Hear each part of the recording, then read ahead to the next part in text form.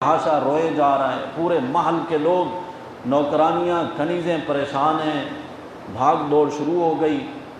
موسیٰ علیہ السلام کی بہن وہ بھی چلتی چلتی محل میں پہنچ گئی کہ دیکھتی ہوں بھائی کے ساتھ کیا ہوتا ہے، لیکن وہ اجنبی بن کر اس نے یہ محسوس نہیں ہونے دیا کہ یہ بچہ میرا کیا لگتا ہے۔ اتنا تو اس کو پتہ چل گیا کہ اس محل تک تو میرا بھائی پہنچ چکا ہے، اب دیکھتے ہیں اللہ ہمارے ساتھ کیا کرتے ہیں۔ اس نے کہا کہ میں آپ کو مشورہ دیتی ہوں، هل ادلکم علی اہل بیتی یکفلونہ لکم، ایک گھرانہ ایسا ہے، وہاں کی جو اماں ہیں نا وہ بہت نیک ہیں، ہو سکتا ہے کہ یہ بچہ ان کا دودھ قبول کر لے۔ تو کہا گیا فوراً بلواؤ ان کو۔ موسیٰ علیہ السلام کی والدہ محترمہ کو بلوایا گیا، آپ آئیں، آپ نے جیسے ہی چھاتی سے لگایا، موسیٰ علیہ السلام نے دودھ پینا شروع کر دیا۔ خوشیاں ہو گئیں، مٹھائیاں بٹنے لگیں کہ بچے نے دودھ لے لیا ہے۔ اور موسیٰ علیہ السلام کی والدہ سے کہا گیا کہ آپ یہاں رہیں، ان کو دودھ پلائیں۔ انہوں نے فرمایا کہ نہیں، میں یہاں نہیں رہ سکتی، اگر آپ کو دودھ پلوانا ہی ہے تو وہاں میرے گھر پہ بچے کو بھیج دیں، میں وہاں پر اس کی خدمت کروں گی، پلاؤں گی۔ ظاہر انہوں نے بھی نہیں ہونے دیا کہ یہ بچہ کون ہے۔ اللہ نے وعدہ کیا تھا نا کہ جب آپ ان کو دریا کی موجوں کے حوالے کریں گی اس وقت تو یہ صرف آپ کا بیٹا ہوگا، لیکن میں اس کی حفاظت اس لیے کروں گا کہ انا رادوہ الیک وجاعلوہ من المرسلین۔ ایک تو یہ کہ میں آپ کے پاس واپس لوٹاؤں گا ان کو، اور دوسرے یہ کہ میں نے ان کو نبوت اور رسالت دینی ہے، اس کی حفاظت میں خود ہی کروں گا۔ اللہ فرماتے ہیں میں نے موسیٰ علیہ السلام کی والدہ کے پاس موسیٰ کو واپس بھجوا دیا۔ جب ان کی والدہ نے نہیں مانا تو فرعون کی طرف سے باقاعدہ ان کی تنخواہ مقرر ہوئی، اتنا پیسہ دیں گے آپ کو، آپ اس بچے کو دودھ پلائیں گی۔ ماں بھی موسیٰ کی ہیں، دودھ بھی اپنے بچے کو پلا رہی ہیں، تنخواہوں کے انتظام بادشاہ گھرانے سے ہو گئے جی۔ فرددناہ الی امہ کی تقر عینہا، اللہ فرماتے ہیں ہم نے تیرا بچہ تیری طرف لوٹا دیا ہے موسیٰ کی اماں، اب تو آنکھیں ٹھنڈی کر، ولا تحزن، اب تو غم کی بھی ضرورت نہیں، پریشانی کی بھی کوئی ضرورت نہیں، وَلِتَعْلَمَ أَنَّ وَعْدَ اللَّهِ حق، اور جان لے کہ اللہ کے وعدے سچے ہوتے ہیں۔ اللہ کے وعدے، اللہ جو بھی وعدہ، آپ اذان کے بعد کی دعا پڑھتے ہیں سب سے آخری جملہ یہی کہتے ہیں نا، اِنَّكَ لا تخلف المیعاد، بے شک آپ اپنے وعدوں کے خلاف نہیں کرتے۔ اللہ نے اپنے وعدے سچے کیے۔ موسیٰ علیہ السلام جوان ہوئے، راستے میں جا رہے تھے، دو بندے لڑ رہے ہیں، ایک بنی اسرائیلی ہے، ایک فرعون کی قوم کا ہے۔ جو بنی اسرائیلی تھا اس نے مدد کے لیے پکارا، موسیٰ علیہ السلام چھڑانے کے لیے گئے، ایک ہی مکہ مارا، وہ جو فرعون کی خاندان کا قوم کا بندہ تھا وہ تو وہیں مر گیا۔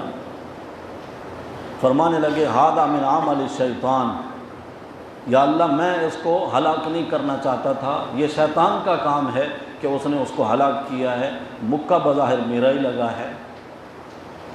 فرعون تک جب یہ بات پہنچی کہ اکثر موسیٰ علیہ السلام میری باتوں کو نہیں مانتا، ہمارے حکموں کو نہیں مانتا، اور آج تو اس کے ہاتھوں ایک بندہ قتل بھی ہو گیا، تو اس نے کہا کہ بھائی موسیٰ کو پکڑو اور ان کو قتل کر دو۔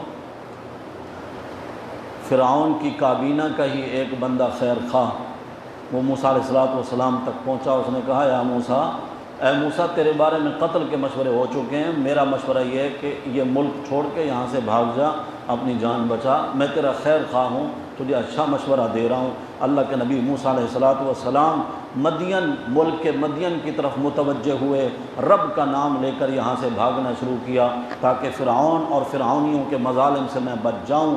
جب آپ یہاں سے چلے بے سر و سامانی کے عالم میں تقریباً 7 دن 7 رات تک مسلسل سفر کرتے کرتے ملک مدین پہنچے، اور مدین کے بھی کنویں پر پہنچے موسیٰ علیہ السلام، جہاں پر لوگ اپنے بکریوں کو، جانوروں کو پانی پلا رہے تھے۔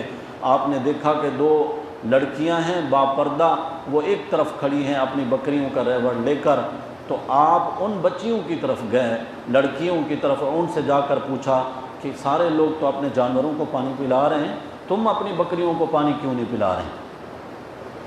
انہوں نے کہا کہ ہم اختلاط نہیں چاہتے، مردوں میں گھسنا نہیں چاہتے، اور دوسرے یہ کہ وہ جو پانی کا ڈول کھینچا جاتا ہے اس کو طاقتور جماعت مل کر کھینچتی ہے، ہم کمزور لڑکیاں وہ کام کر نہیں سکتی، ہم ایک طرف اس لیے کھڑی ہیں تاکہ وہ لوگ اپنے جانوروں کو پانی پلا کر جب چلے جائیں گے، جو بچا کھچا پانی ہوگا وہ ہم اپنی بکریوں کو پلوا کر گھر کو چلی جائیں گی۔ موسیٰ علیہ السلام کی غیرت نے اس چیز کو گوارا نہیں کیا کہ وہ عورتیں ہو کر کمزور ہو کر ایک سائڈ پہ کھڑی رہیں اور یہ لوگ جانوروں کو پانی پلائیں۔ آگے بڑھے، لوگوں کو ایک طرف کیا، ڈول کھینچا اور پانی کا انتظام کیا، ان کی بکریوں کو پانی پلوایا اور ان کو کہا کہ آپ گھر کو چلی جائیں۔ وہ چلی گئیں تو موسیٰ علیہ السلام ایک درخت کے سائے میں آئے، تنے کے ساتھ ٹیک لگا کر بیٹھے ہیں۔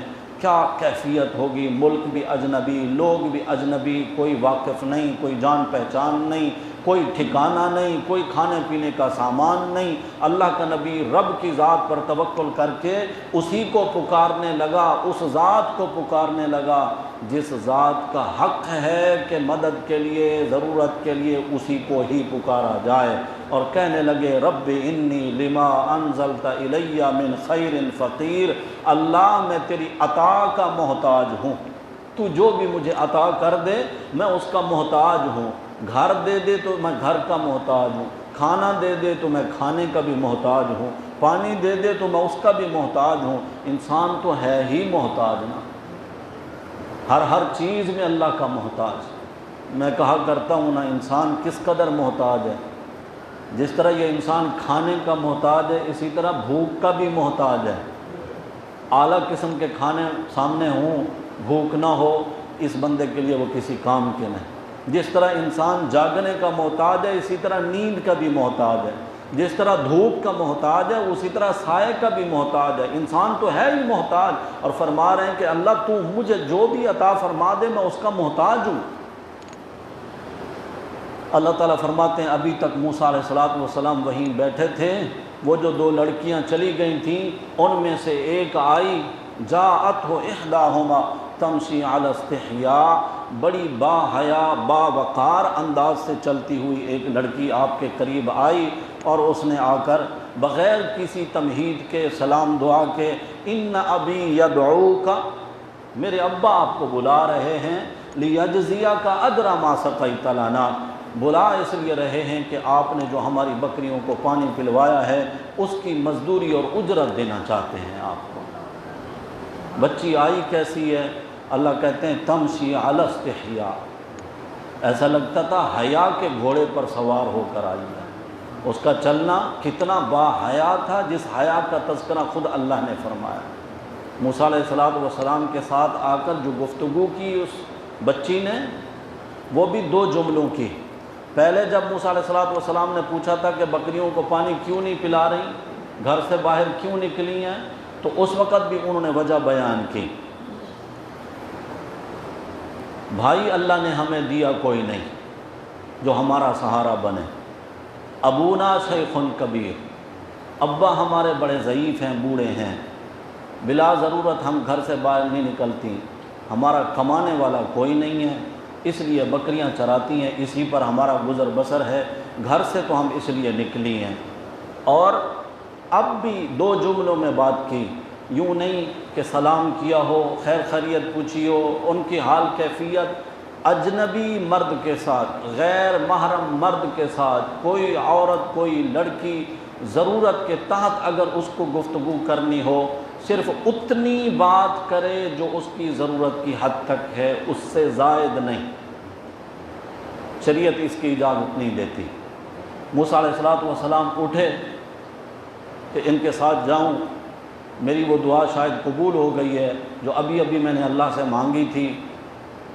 جب جانے لگے تو موسیٰ علیہ السلام نے فرمایا کہ آپ میرے لیے اجنبی ہیں، آپ کا چہرہ دیکھنا جس طرح میرے لیے جائز نہیں، آپ کی پیٹھ اور آپ کے لباس کو بھی دیکھنا میرے لیے جائز نہیں، آپ میرے پیچھے چلیں، میں آگے چلوں گا۔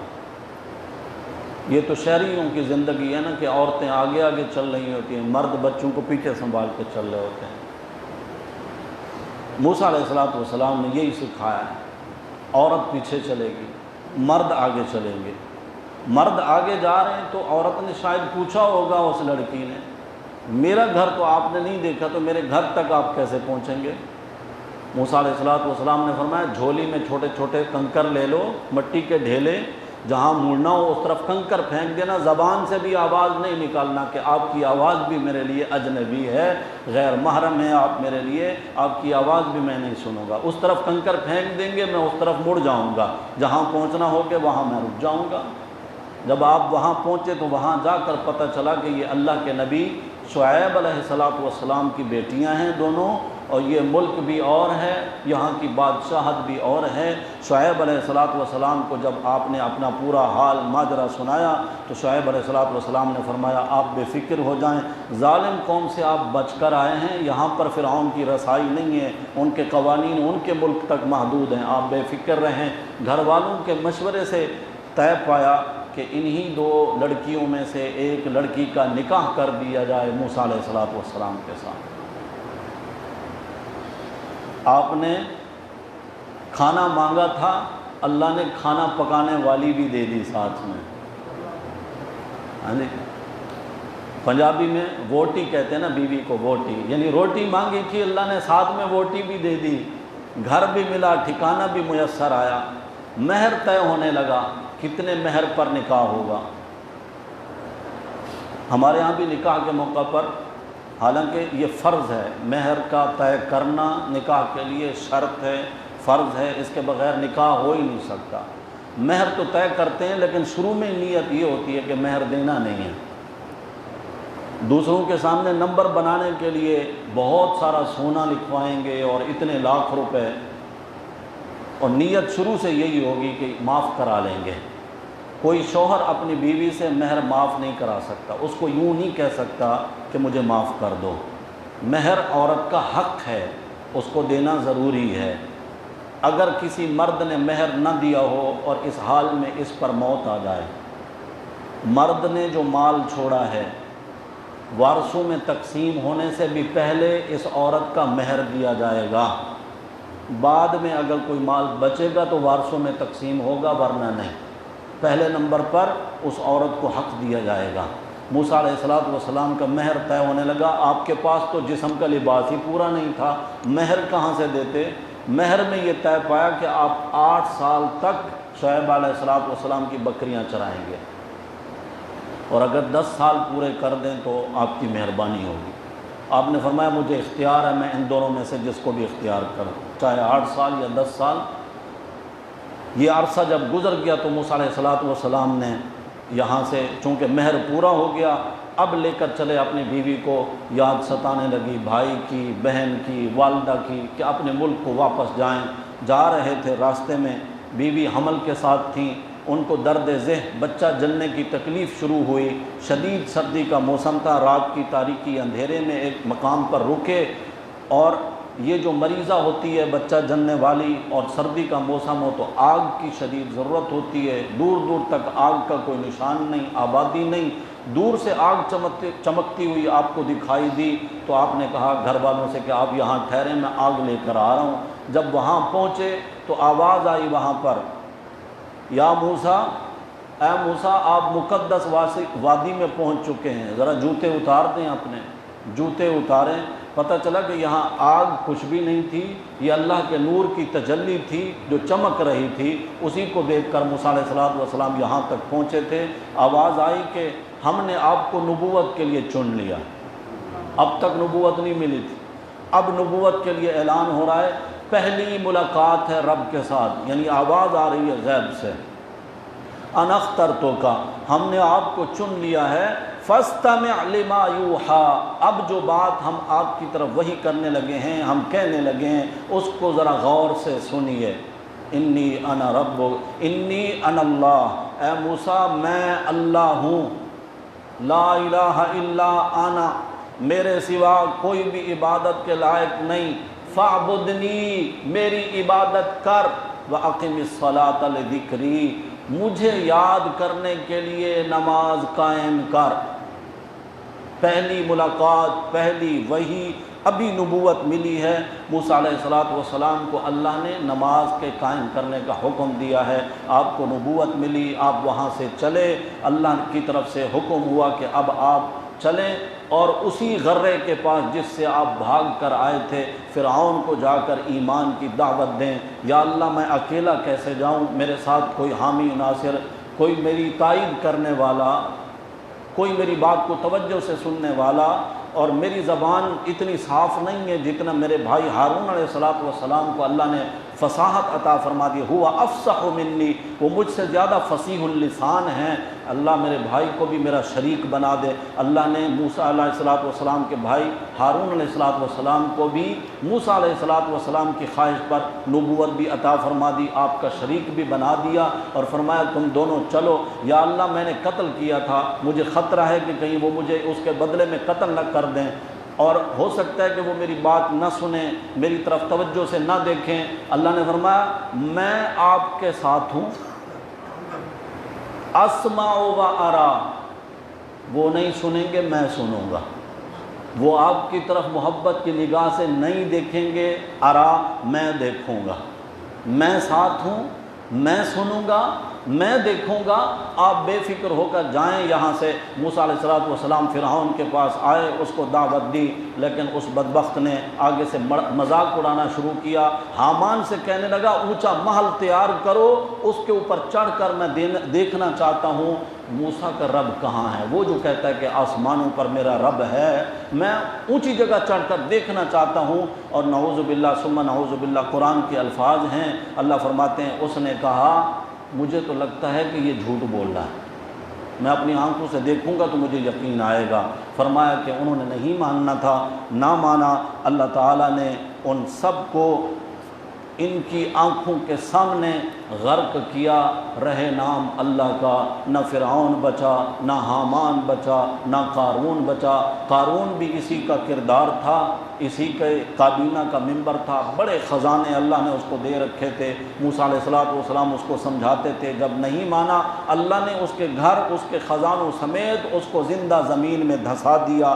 آخری جو آیت ہے اس صورت مبارکہ کی، یعنی سورہ قصص کی، اس میں اللہ تعالیٰ نے جو حکم دیا ہے صاحب ایمان لوگوں کو، وہ پلے باندھنے والی نصیحت ہے۔ فرمایا آخرت کا گھر ہم ان لوگوں کے لیے تیار کر رکھا ہے ہم نے جو ملک میں بڑا بننے کے لیے کوشش نہیں کرتے، فساد پھیلانے کی کوشش نہیں کرتے، اور اللہ کے ہاں اچھا انجام تو ہے ہی متقی لوگوں کے لیے۔ اور روزہ بھی مومن بندے کو متقی بنانے کے لیے اللہ نے فرض کیا ہے۔ جتنی باتیں عرض ہوئی ہیں اللہ تعالیٰ اس کو قبول فرمائے۔